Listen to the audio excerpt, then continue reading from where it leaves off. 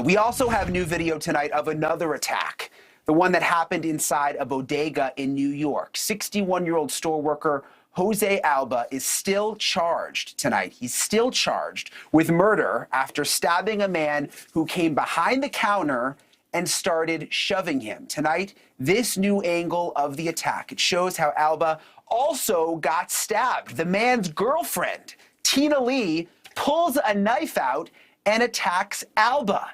It all allegedly began when she did not have enough money to pay for a bag of potato chips.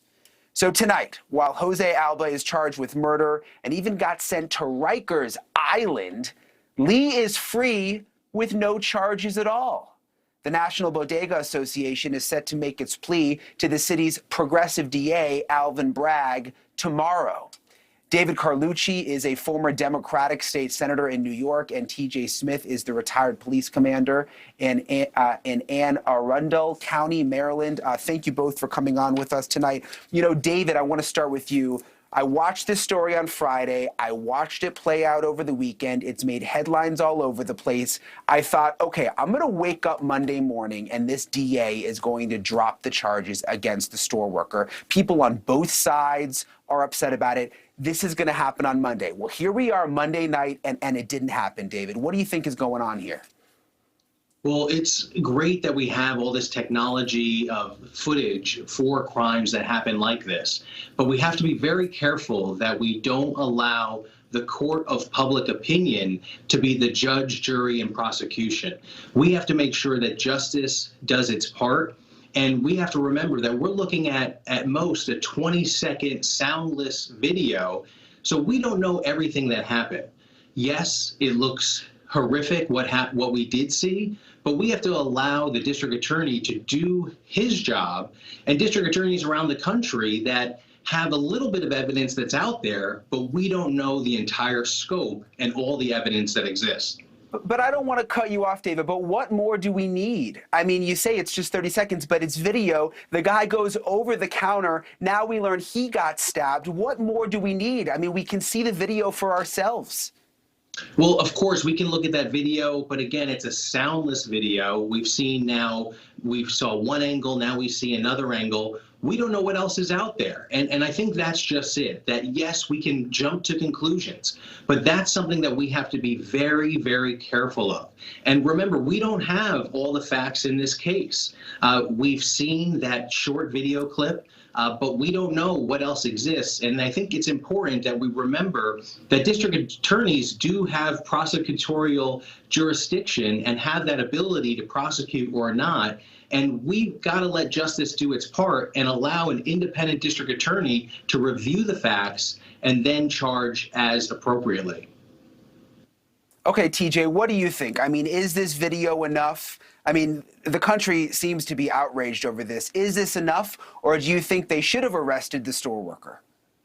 Well, I'm actually surprised that David, with that vantage point, because if that is the case, then maybe there didn't need to be an arrest of anyone at this moment if we don't think that there's enough evidence to actually make an arrest. And that's part of the problem with me and with people who've seen this video.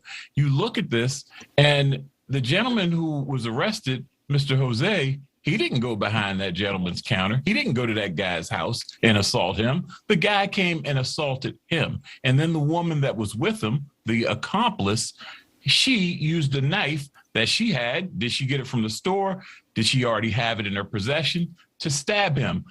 The force that he used was force a little bit greater than the force that was being used against him. And he's well within his right to defend himself with that level of force. And again, we do have some prosecutors that are apologizing for the bad guys that continue to do what they do and wreak havoc on communities.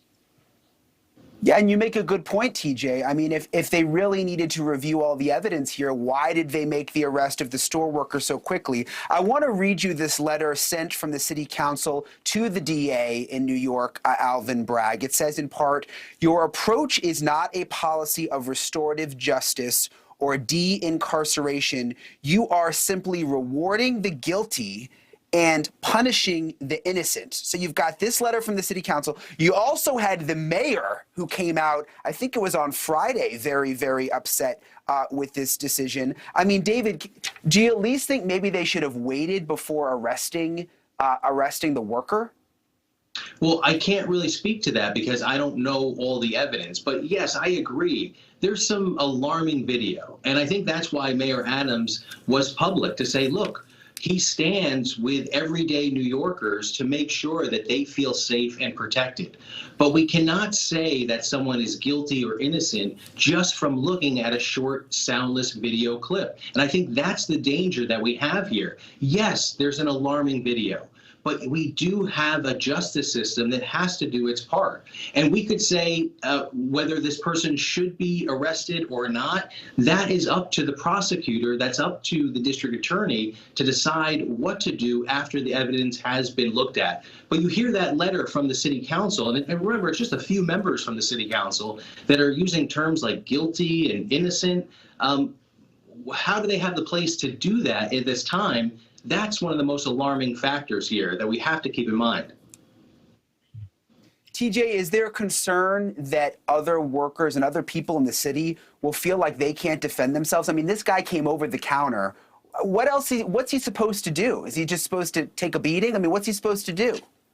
Well, I don't think anyone is going to allow themselves to become victimized in this way. Again, I'm not familiar with the statutes in New York City, if there's a duty to retreat versus, quote, stand your ground. But the person who was killed in this situation, whatever was said to him, I don't know what was said, because if we're saying words made him go behind the counter and attack this gentleman, then that's a problem. But he could have simply left the store. Again, we certainly don't see from this particular clip any sort of altercation that was started by the gentleman working in the bodega. But I agree with David. There could be some other video before this that shows him doing something to this individual and the individual coming back, which again still could be a problem, because if you have that moment that you can escape, you don't get the right to go back into the confrontation. So again, why not just wait? Is Mr. Jose a flight risk because we think that he's this premeditated murderer? I think we all know the answer to that, and you don't need to rush to judgment because it only demoralizes your city.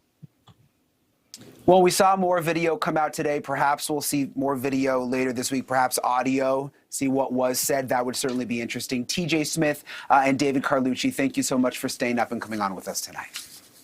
Thanks for having us. Thank you for watching. Go to newsnationnow.com to find News Nation on your television provider. And don't forget to click the red subscribe button below to get more of News Nation's fact-driven, unbiased coverage.